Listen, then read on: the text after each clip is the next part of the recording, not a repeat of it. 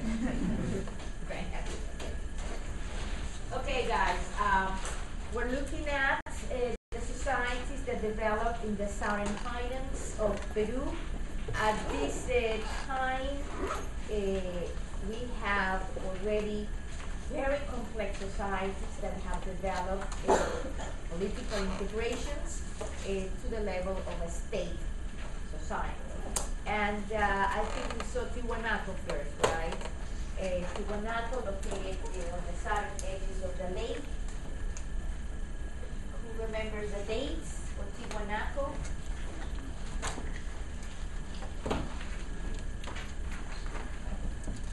Who remembers dates? Because I don't remember. That's what I'm asking. Obviously, we are already remember that when we saw what was the last society that we see before Wadi and Tiwanaku? Nazca and Paracas. Nazca and Paracas, it's already a time period that it's 8 after Christ, at least until 700 years after Christ. So when we look at Tiwanaku and Wadi in particular, we are approaching, obviously, what in Europe will be historical times. Wadi existed up until the conquest of the Incas and then the conquest of the Spanish. So both civilizations were based on agropastoralism, very strong societies, and the existence of a military class that one of the functions of that military class was to expand the empire. So in particular for Wadi, we are talking about expansionist states. Very significant is, and we're going to continue to talk about the staff god. The first time I introduced you to the staff god was during Chavin de Huantar, so it's 3,000 years before Christ, and that staff god continues to be represented in the iconography of many different societies of the highlands and the lowlands as well. And some of these societies have adopted this representation and created their own interpretation of the staff god.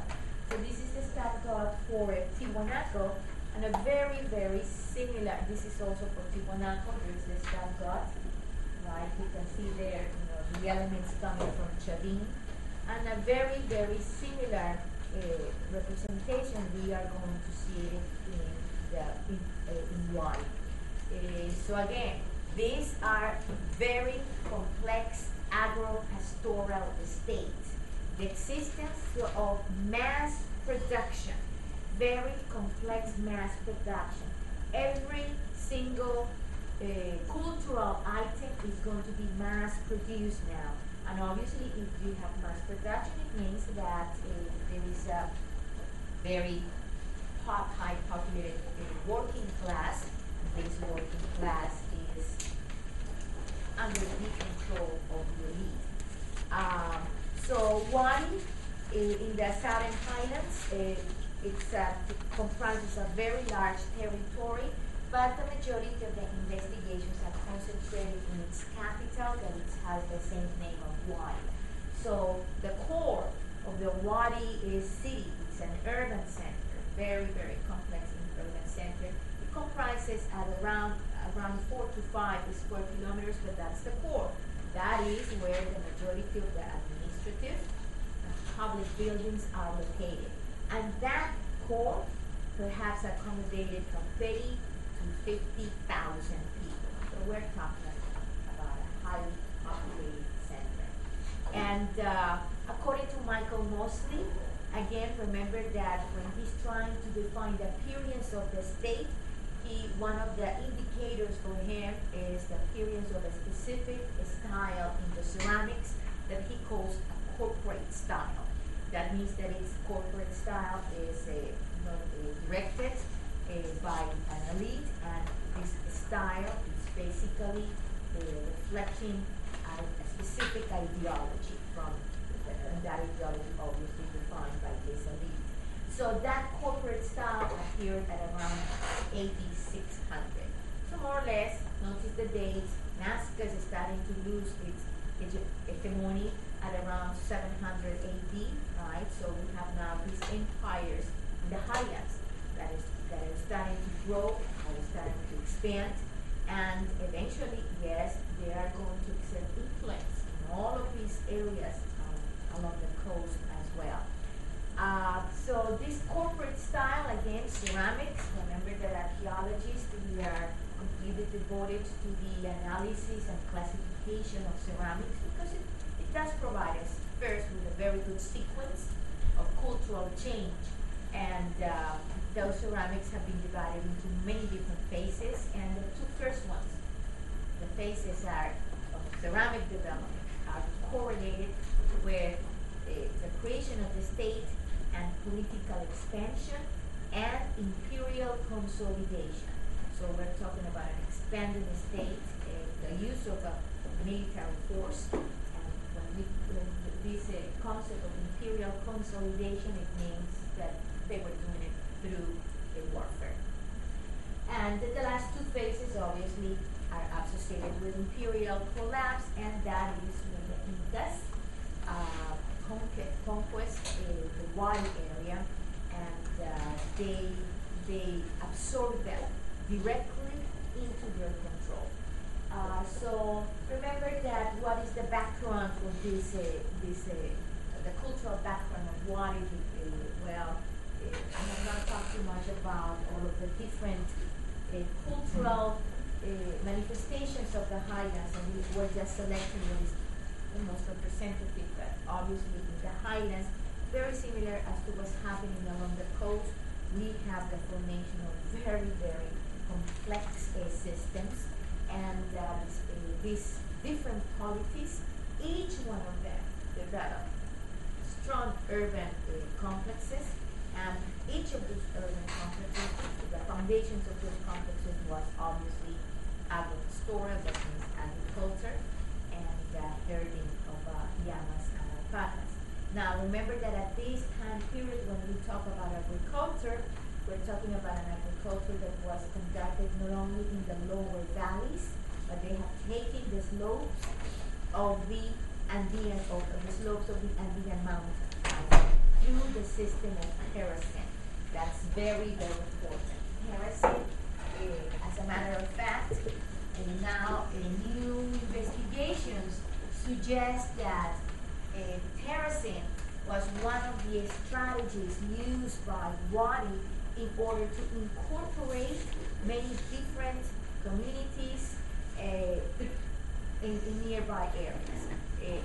Basically, some archaeologists, what they are suggesting is that the system, this is agricultural strategy, was indeed created by the Wadis, and Wadis exported that knowledge throughout the region.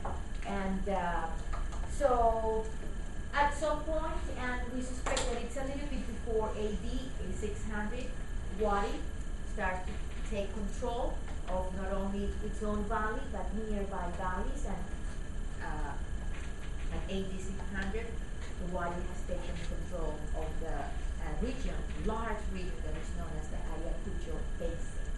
So that when it takes over the entire Ayacucho Basin and nearby regions, that marks the appearance of this corporate style and the appearance of the state. According to Mosley, he remembered that he described this state as being intensive and extensive, and that means that populations were taken over by the building of fortresses and administrative centers in each of these regions that they were conquering. Okay, now to give you an idea of the ceramic style that is associated to corporate style. There. And it's the ceramics is, again, at this point we're talking about polychrome ceramics, and that means the utilization of many different colors. And the decorations of the corporate styles began is going to be centered on you cannot see it very well here, but that is a representation of the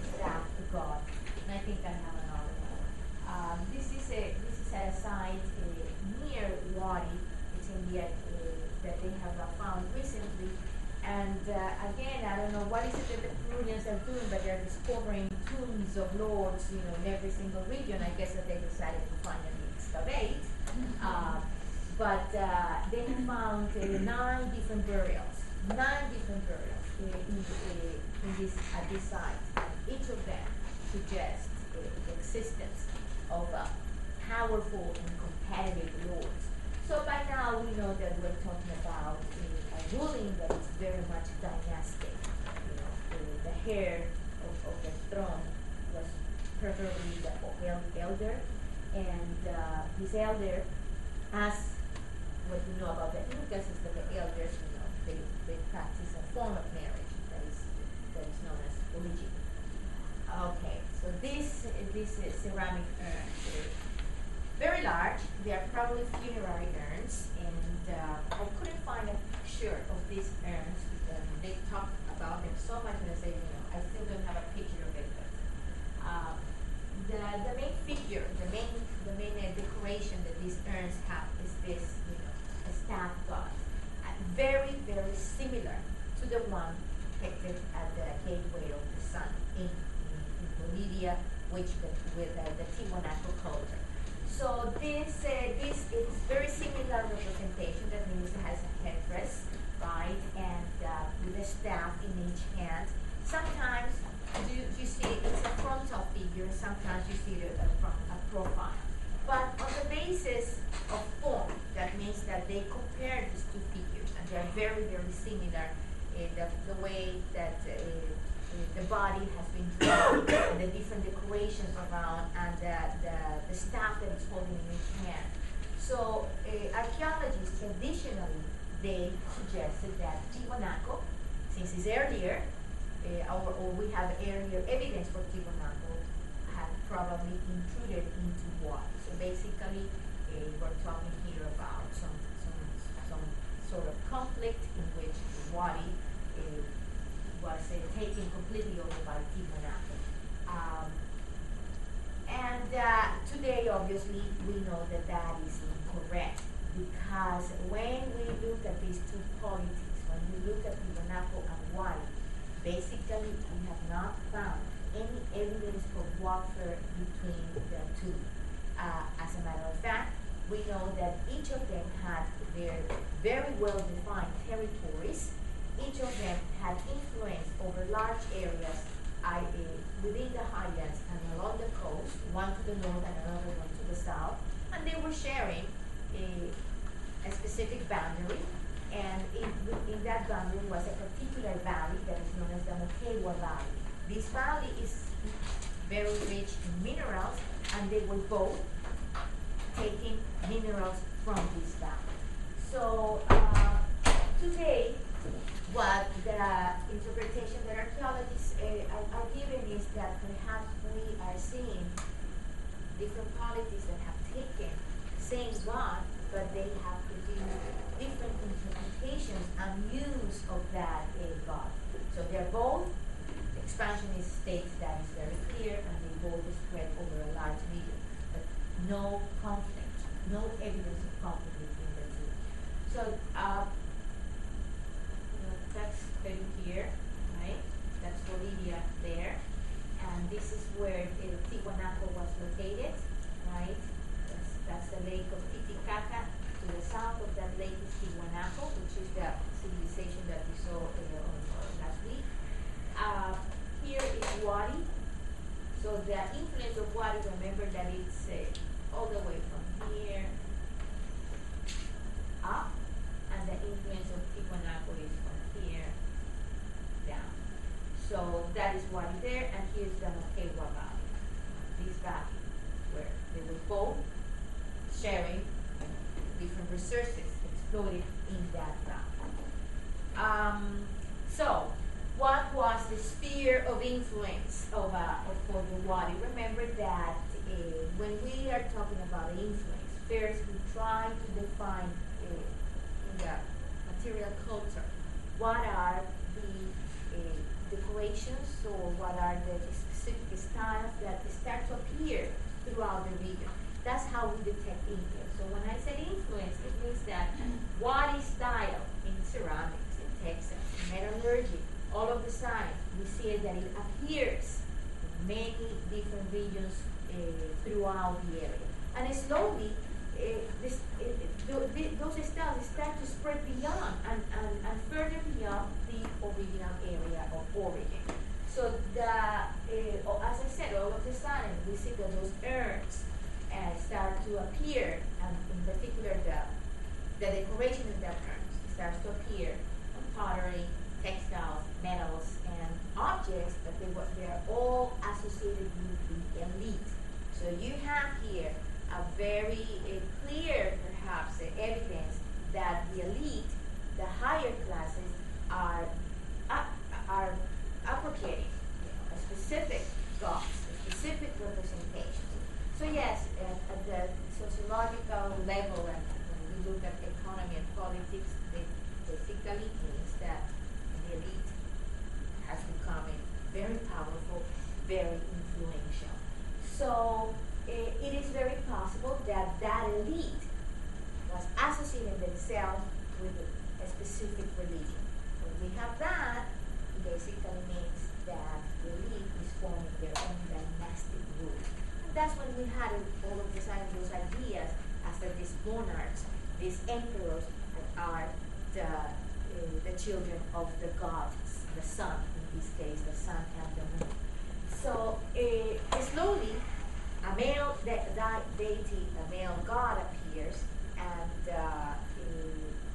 eventually we're going to see a female counterpart, a female representation. So that is when finally two main deities of South America cosmology appear, the sun and the moon. And the elite claim that they were descendants of the sun and the moon.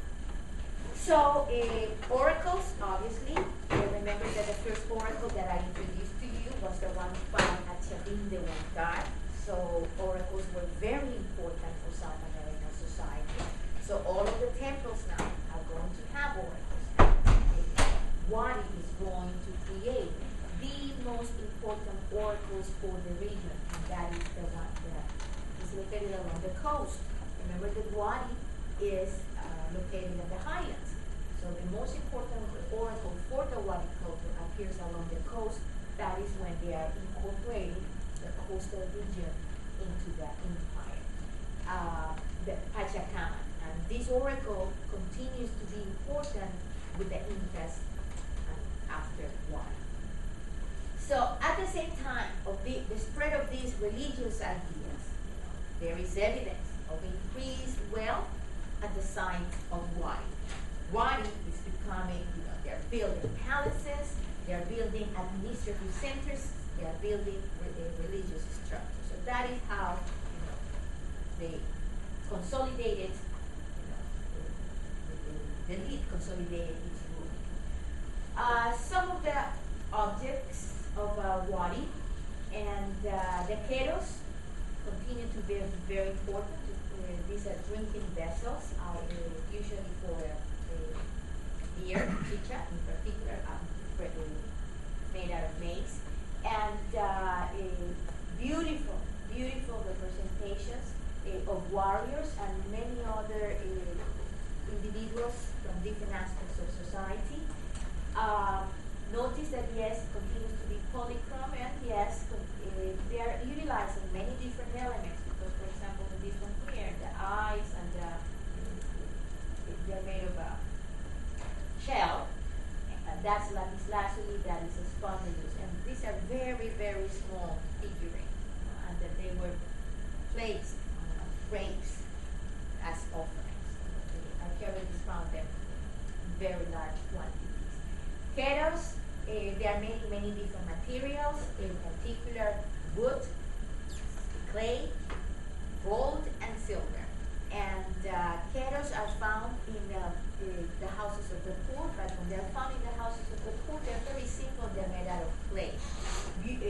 Houses of the middle class, they're made out of wood, and obviously palaces, the keros that we found at palaces are the keros made out of gold and silver.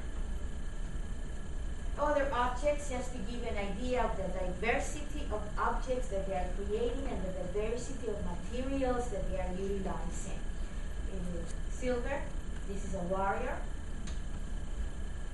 This is pirate, which is a greenstone, it's called, and this is also a small, very small figurine with a like this lazuli, greenstone, onyx, mother of pearl, and so on. And these ones are also found as a grave offerings. They're small. They're very small. So it has been fantastic to be able to determine function and social classes when archaeologists analyze grave goods, because as I said, warriors were usually buried with their weapons and with objects that represented the functions that they had. So very, very complex administration. So as they were taking over different regions, and remember that the strategy here was to take over entire valleys. First in the highlands. So it's a different strategy that civilizations along the coast used. Remember that along the coast the problem was water, right? So along the coast, Moche, Nazca, Paracas, and they were taking over other smaller communities and or competing states. They would cut immediately is the supply of water. In the highlands, the problem was not water. In the highlands, the problem was that population has grew so much that the agricultural system that they had was not enough to feed people. So that's why it creates this new strategy. Let's take over the slopes of the Andes. Let's build this system of terracing. So as they were entering areas that had problems in terms of getting more agricultural land, well, water will solve those problems, and they will help the population to build the terrace building, the terracing building, and at the same time, they will take over. Sometimes those takeover was peaceful, sometimes it was not peaceful. As soon as populations were taken over, they would build large structures, either large structures that were storage buildings and military centers. So military centers, very large, and they will establish a permanent presence in the regions that they were taking over. These fortresses had the capacity to have, on a permanent basis, more than 100 warriors. That's how large they are. More than 100 warriors. Buildings, all of these buildings, administrative buildings, religious buildings, fortresses, they all have the same plan, architectural plan. Very imperial design. That means very blocky. Not too much design, not too much elements of decoration. They were not interested in that, but they would.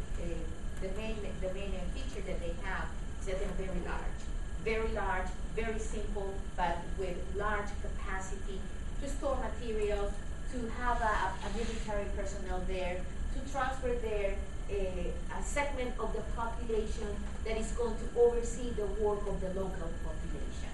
To give you an idea, they were very simple. Lawn buildings. These were quarters, and where the military personnel live. So they will live stay there on a permanent basis. They're located high. Always was these buildings were located high in the mountain, so they can overlook the valleys. And besides the living quarters, they were storage rooms, and not to store tribute from the population. No, these storage rooms were designed just to be able to support with food for long periods of time for this military personnel. So in times of attack, what they would do is, they would just close the fortress, and that military personnel could survive there for at least there was food in there. Archaeologists have calculated that there was food in there for at least 3 months. So no problems. this is the kind of architecture that we find with Wadi. This is a palace, and the architecture is very, very similar to the architecture of the Incas. This is what we know as the royal architecture or imperial architecture. And notice that there is always basically a single entrance. There is no other entrance, to get into this house. And the entrance, the doors, they seem to be longer than wider. And that was, it has many different functions. One function was strictly religious. Remember that these were considered as sacred places. This is a waka, or sacred space. And in order to enter any sacred space in prehistoric societies of South America, each individual has to enter at a time. So not two people can enter the room. So that immediately positions the individual as being part of this sacred space and entering a spiritual realm. And the other one was for protection, with a single entrance. These palaces were obviously also meant to protect the group of people that live there and to isolate them from the rest of the population. More items, and as I said, beautiful, beautiful carving of small objects. These objects were basically for the elite. This is what the elite will take to their other life. And this is a spondylus, so the traffic of the spondylus continues, and it's becoming more and more wide in terms of a geographical span. The eyes are made of emeralds. Emeralds are coming perhaps from the areas of southern Colombia or northern Ecuador. Then gold, and onyx, and mother of pearl. So beautiful, beautiful, and they're all very small. Archaeologists have found a series of workshops where these items were being manufactured. It is very clear that all of these resources were being imported to Wadi, and the manufacture was local and controlled by Wadi. To give an idea of the kind of textiles at this time, right now we have embroidery, and again we have specific workshops where the textiles were being manufactured. This one here is made out of vicuña, and remember that vicuña were animals that were not domesticated, and obviously this kind of textiles was reserved exclusively for the elite.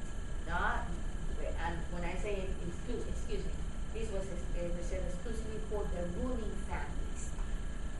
The rest of the elite will dress with the textiles made out of llamas and or alpacas. The vicuñas was reserved exclusively to manufacture textiles for the ruling families. And that is another cultural features that the Incas are going to take over. So I have mentioned two features by now. The architectural style, the doors. We found it in Incan temples and palaces as well, and vicuña textiles reserved for the ruling family. And basically, the Incas are going to take over a series of cultural traditions from the Wadi, to the point that now archaeologists are suggesting that perhaps the origins of the Incas is very much linked to Wadi. And I think that is a very, very strong possibility. I don't know if you can see that very well, but these are the new libation vessels. Remember that libation vessels, they were used to store liquids, but the most important liquid that was stored in the libation vessels was chicha, which is the beer made out of maize. 3D, right? 3D decorations, and they continue. It was libation vessels were made in the coast of Peru, and now we see them in the highlands of Peru.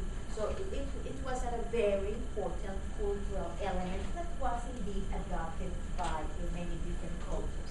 So these are the new libation vessels, and they are found in the tombs of the elite. There is one tomb in which they have like 300 libation vessels. So that's how large, impressive the tombs for the elite are at this time period. Okay, so yes, Wadi, the capital of Wadi, was indeed a very large metropolis. And a metropolis that included, as I said, a different architecture, religious, palaces, and the administrative structure. And they were also building large areas for structures that were associated to workshops. And workshops that are manufacturing many different items, from ceramics, textiles, objects, gold and metal. And obviously, around Wadi, as with any other urban center, was a large rural area. And that rural area was completely devoted to agricultural activity. So we're talking about now we have the existence of many different functions within the society. So we have full-time agriculturalist individuals, we have full-time artisans, we have a full-time military personnel, we have full-time religious leaders, and we have the ruling family. So with all of these elements in place, yes, obviously, no doubt that the political organization that we're talking about, it's a full-fledged state. The compounds are very much elaborate, and they also have, I forgot about this, underground system to conduct waters. It is very possible that in societies that existed along the coast also existed this kind of system, but perhaps remember that some archaeologists suspect that it has not preserved along the coast because of the materials that were used was unloaded. But in the highlands, all of the structures, all of the palaces, all of the religious administrative structures and the workshops are built out of stone. So the systems of irrigation to conduct water throughout agricultural fields and to bring water inside the city and take it outside the city, it's all lined with stone. So they have preserved it beautifully. More artifacts from Wadi. I think I did find in here. You can see that staff cloth. It's kind of in a profile. I don't know if you can see it very well there.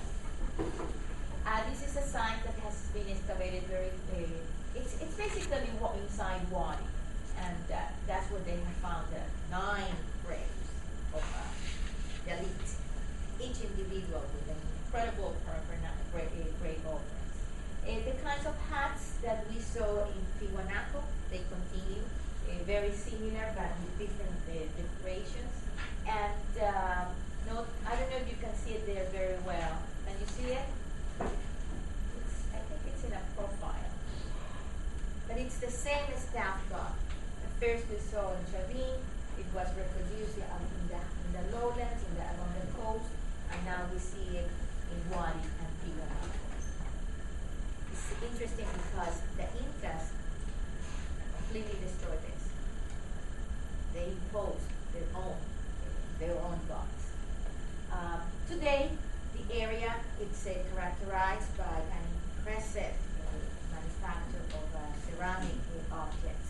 So it is a tradition that has more than 3,000 years. And today, most of the ceramic decorations are very much celebrating Catholic rituals. Very, very few ceramics, when anthropologists have made these studies, very few ceramics reflect any of the ideas, religious ideas of the past, more than anything else you can see at and some of them have effective syncretism, which is, you know, the amalgamation of religious ideas from the past and the present. And that's it. Any questions about Wadi? Not that it's all that relevant, but not the last slide, but the slide previous to that was not in PowerPoint. Yeah, I know. I said I was trying to find the representations of the staff god, and that's the only one that I could find. And I thought that was very strange because the interpretations of the staff god for Wadi and Tiwanaku is so much under discussion, and we have incredible representation for the staff god from Tiwanaku that have been published or they're available in the internet. But for Wadi, I couldn't find really. I spent a lot of time trying to find that, and that's the only picture that I was able to come up with. Any questions about Wadi? Do you understand the differences between Wadi and Tiwanaku?